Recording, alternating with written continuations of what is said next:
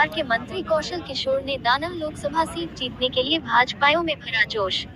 पूर्व सांसद नटुभाई पटेल, पूर्व प्रभारी रघुनाथ कुलकर्णी और जीतू माड़ा ने भी जनसभा को किया संबोधित। मोदी सरकार के शहरी एवं आवासन राज्य मंत्री कौशल किशोर ने आज सिलवासा में भाजपाइयों को 2024 लोकसभा चुनाव को जीतने के लिए एकजुटता का मंत्र दिया।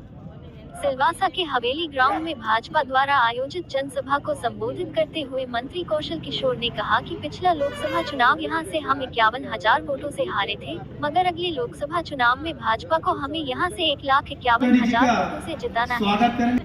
उन्होंने कहा कि पीएम मोदी जी ने 2047 तक देश को नशा मुक्त बनाने का लक्ष्य रखा है, जिसे साकार करने में हम सबको अपना योगदान देना है।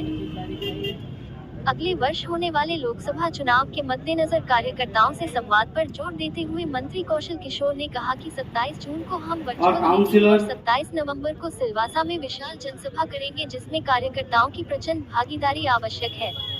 उन्होंने कहा कि प्रधानमंत्री नरेंद्र मोदी सरकार के मार्गदर्शन में संघ, प्रदेश और देश में चौतरफा विकास हो रहा है। जनसभा को पूर्व सांसद नटुभाई पटेल, पूर्व जिला पंचायत प्रमुख जीतू माड़ा, पूर्व प्रभारी रघुनाथ कुलकर्णी ने भी संबोधित किया।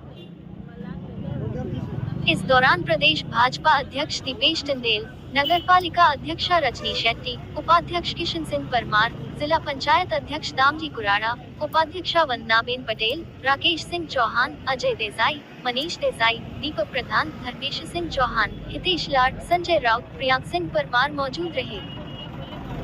भाजपा प्रदेशाध्यक्ष दीपेश टंडेल ने सिलवासा दमन न्यूज लाइन से बातचीत में कहा कि यहाँ जनसभा में दिख रही भारी भीड़ प्रधानमंत्री नरेंद्र मोदी जी के नेतृत्व में संघ प्रदेश में हो रहे ऐतिहासिक विकास कार्यों के फलस्वरूप है। मेडिकल कॉलेज, इंजीनियरिंग कॉलेज सहित तमाम चौतरफा विकास कार्यों से दानव की जनता में भारी खुशी है, जिससे हम अगला लोकसभा चुनाव प्रचंड बहुमत से जीतने जा रहे हैं। हमारे लोकप्रिय प्रधानमंत्री नरेंद्र भाई मोदी जी जब यहाँ 2014 में आए, पूरे देश में सरकार बनी, तो जो भी हमारी गरीब कल्याण योजना है वो सभी को घर घर तक मिले, हमारे आदिवासी समाज को मिले और जो भी गरीब जनता है उनको लाभ मिल सके।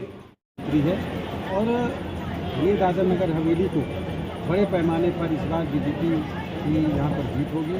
पूरे देश में 350 से ज़्यादा लोकसभा की सीटें भारतीय जनता पार्टी मोदी जी के नेतृत्व में बने जीतेगी और एनडीए जो है वो कम से कम 400 से ज़्यादा सीटें जीतेगी और मोदी जी की तीसरी बार प्रचंड बहुमत की सरकार बनेगी, क्योंकि मोदी जी ने आगामी 25 साल का जो कार्यकाल है उसको अमृतकाल घोषित किया है। जब आज़ादी के 100 साल पूरे होंगे तब तक एक विकसित भारत, आत्मनिर्भर भारत और नशा मुक्त भारत बनाने का जो अभियान है।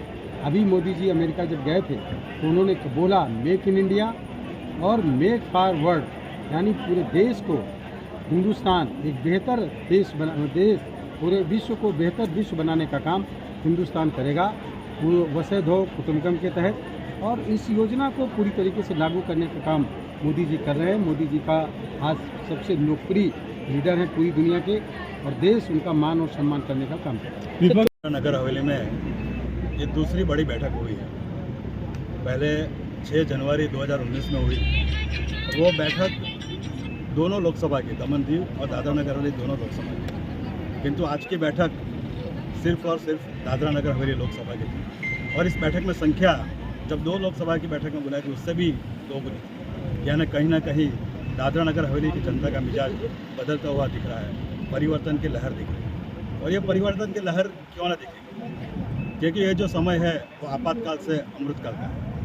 आपातकाल सभी लोग जानते हैं किस तरह कांग्रेस और विपक्ष ने इस देश में अंधेरा बिठाया था, किस तरह लोगों को जेल में डाला, चुनाव पर प्रतिबंध लगा दिया, ये सभी और पूरा संविधान खत्म कर दिया। लेकिन अमृतकाल में प्रधानमंत्री जी के नेतृत्व में एक बच्चे का जन्म होता है, उसके पहले से लेकर उसके जन्म तक पहली सवारी के बाद उसके अच्छे पढ़ने के लिए नंदगर के बाद अच्छी पढ़ाई के लिए अच्छे से अच्छे स्कूल, उसके बाद उसको इंजीनियर बनना है, डॉक्टर बनना है, वकील बनना है, डिज़ाइनर बनना है, वो सभी के लिए छोटे से प्रदेश में सभी स्तर के कॉलेज, और उसका अगर व्यवसाय में जाना है तो स्टार्टअप जैसी योजना है। और उसका अंतिम छोर में जब वो बूढ़ा हो जाता है तो उसके वृद्धात्व के लिए पेंशन, यानी एक व्यक्ति के जन्म से लेकर मृत्यु तक सभी योजनाएं अवेलेबल है।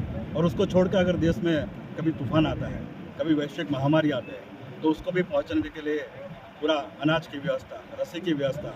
हमारा अगर विद्यार्थी कहीं अन्य देश में फंस जाते हैं तो ऐसे 30,000 लोगों को इस देश में पुनः लाने की व्यवस्था, यानी विश्व स्तर पर अपनी प्रतिभा बनाए रखी है। और ये सब के देखते हुए दादरा नगर हवेली की जनता पुनः 2014 और 2019 की तरह आने वाला 2024 में भारतीय जनता पार्टी का परचम लहराएगी और यहाँ से हम एक कमल मोदी जी को देंगे। यही विकास का नतीजा देखा जाए जो आज रैली में इतने लोग आए हैं। विकास के साथ साथ संगठन के लोगों ने भी जमीन स्तर पर बहुत कार्य किए। जो योजना है वो घर घर तक पहुँचाई है।